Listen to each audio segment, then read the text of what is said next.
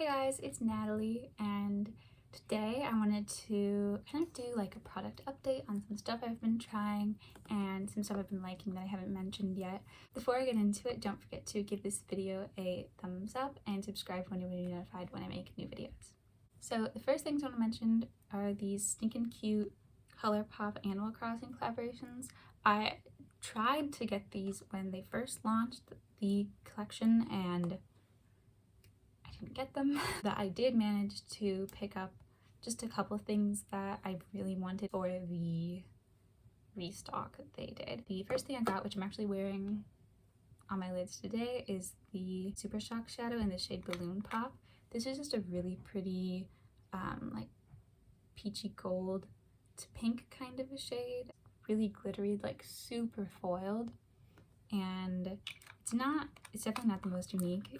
It's just kind of like a cute everyday sort of like champagne color with some pink glitter in there, and it is like really glittery, which is why I like it a lot. But I just thought it was really cute with the little leaf on there. And also the quad I got is the Nook Ink Quad. All of the quads have a matte shade, a sequin shade, which is like the matte with the glitter, a metallic, and then a pressed glitter. I think this is a really bad format for a quad. Besides that, the quality is pretty nice in these. I really just got these because I like Animal Crossing a lot.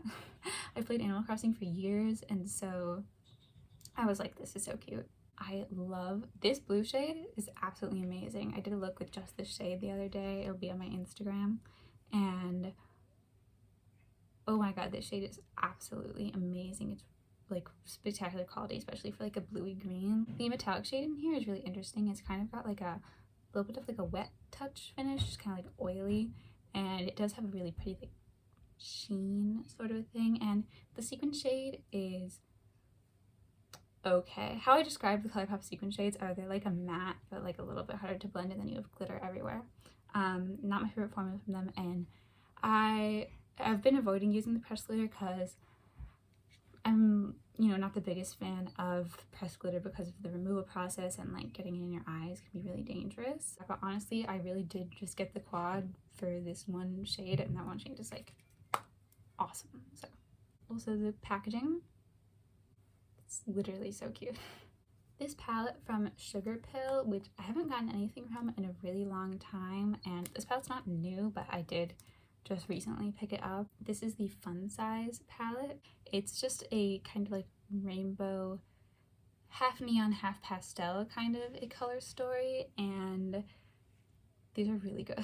I feel like Sugarpill is kind of like on the radar, off the radar. They have less releases for like a brand of their size, but that's something I like about them, is that the releases feel really curated and really well done, and I really like this one a lot. The quality of these is really good. They're pretty pigmented and they do blend really nicely. They're very like soft but not like powdery soft. I think it's a really cute, unique palette, and it's not too expensive for the quality as well.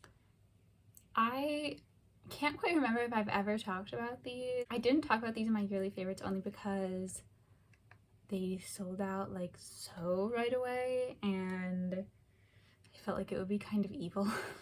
But I did get both of the Melt Beetlejuice palettes. These are the only things from the collection I got. I love Beetlejuice so much. I really like the live action Tim Burton movies, and so I kind of like had to get these. I'd never tried anything from Melt before, and I've heard mixed things depending on like people's personal makeup preferences, and I ended up really liking the formula, which makes me kind of kick myself about not picking up the Vida and Muerte palettes that were their like most famous limited edition collection, because I remember those being in stock.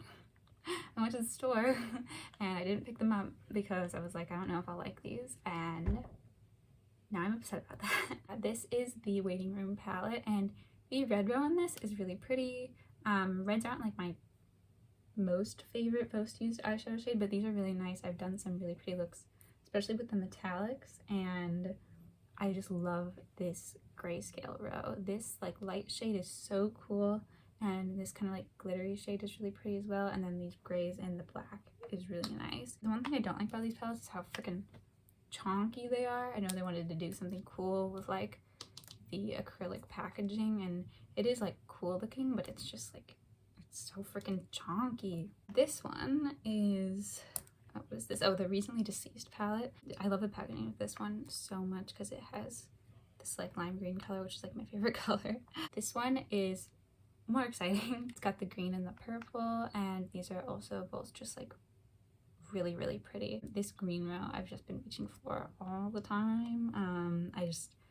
I love these kind of like grungy acid greens, and this like really dark shimmery one is so pretty and so sparkly. It's really cool, and the purples are nice. I just, you know, don't reach for purples much. So if I was gonna make like my perfect palette, it would be the greens and then the grays, but what can you do? You have to get the whole thing.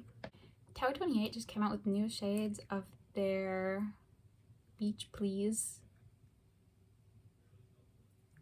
I don't know. They call them lip and cheek duos online. It doesn't say it on the packaging though, but I hate these on the lips. Never put them on the lips. They're so gross. But they're great blushes. They're absolutely amazing blushes. And this one in the shade Magic Hour, I'm just using it.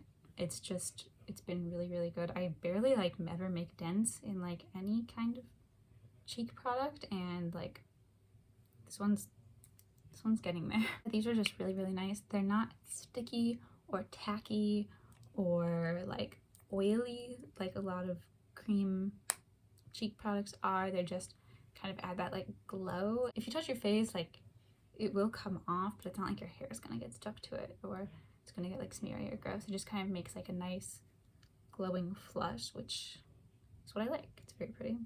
I'm wearing this today along with Natasha Denona cream blush as well, but this is the Apu Juicy Pang Jelly Blusher, and I really like these. They have that kind of like similar texture to the MAC Glow Play blushes, and I really like those, but this one's just a little bit, it feels a little bit more wet, like slightly more wet to the touch, and it just has this, just the prettiest sheen to it. It is just so stunning, and it's a really natural sheen, which I love a naturally glowy blush. And the color of this one is just a really nice soft kind of dusty rose color, and it's very pretty. This mascara, I talked about it in my Yes Style video. I'm having a love and hate relationship with it because it makes my lashes look so bomb. It really keeps the curl. Like, my lashes have kind of never looked better. It's not as fluffy as I typically like mascara, and if you do try to build it up a lot, you will get like spider lashes immediately, like bad news, but it's such a pain to take off. I've never had a mascara this hard to take off. It's really, you've got to like massage your eyelids with oil for like a while, but it keeps the curl, and my eyelashes have never kept a curl with any mascara ever. So I'm hurt because of that, but I have to give credit where credit is due. This lipstick is like the only lipstick I've been reaching for. I love the packaging on these Chanel lipsticks. This is the Rouge Coco Flash in the shade 82 Live, and I really like the natural color of my lips. They just sometimes need to be livened, or I just want some shine because dry skin people, you know, we get it, but these are so good. And there's like a little bit of shimmer in there, so it just kind of adds to that glow and glossy factor, but I really, really like these, which is such a oops because they just raised the price of these, which is ridiculous because they're already expensive and now they've just raised the price. Chanel. Why? I mean, the packaging is just so stunning. It's just, you've got to see it in person. It's kind of like mesmerizing. These are so good. They have a really mild rose scent. Everything from Chanel has like a rose perfumed scent to it, like even the powder products. This lipstick specifically has it way less than everything else, which I appreciate, because even though I really like scented products and I really like floral scents. When something's too scented, it's just like a bit too much. And the lip gloss, which I love the formula on this lip gloss, Rouge Cocoa Gloss. This is in Bourgeoisie. I love the formula. I love the applicator, but the rose scent is just like it's just a little bit much, and it goes away on the gloss, which is why I can excuse it. But on the powder products, it doesn't go away. And that's the only thing that's stopping me from like trying anything else from Chanel, because, you know, their colors are gorgeous, their formulas are gorgeous. This color is so stunning and so glowy, but it's so intense. And you open the compact and it's just like, oh. And I'm trying to see if I can get it to like air out a bit, but the lip products I do like. And then lastly for this video, I'm mentioning something that I never really talk about, but this is a skincare product, and this is the Ordinary Hyaluronic Acid. And after I'm done with this one, I am going to try the Inky List one, because I was in like a master class with the Inky List owners, and theirs is in like a pump, and I'm just so done with the dropper format of this. This has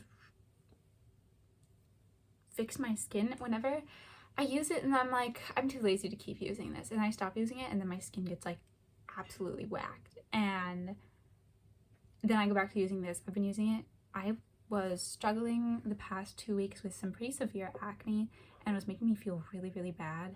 And I went back to using this before my moisturizer, and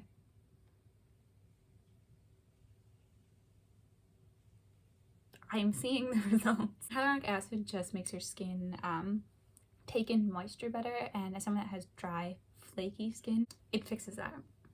I wake up in the morning and my skin looks really, really nice. So there's something to this. I'm not a scientist, but it works, and I don't think that anything negative can happen from using hyaluronic acid. I just only think that could happen if nothing happens. I've never heard of someone getting a skin problem from using it, so that's why I feel okay talking about it, because usually I wouldn't talk about skincare things because I'm not a dermatologist. It's really worked for me, and so I feel the need to share that knowledge.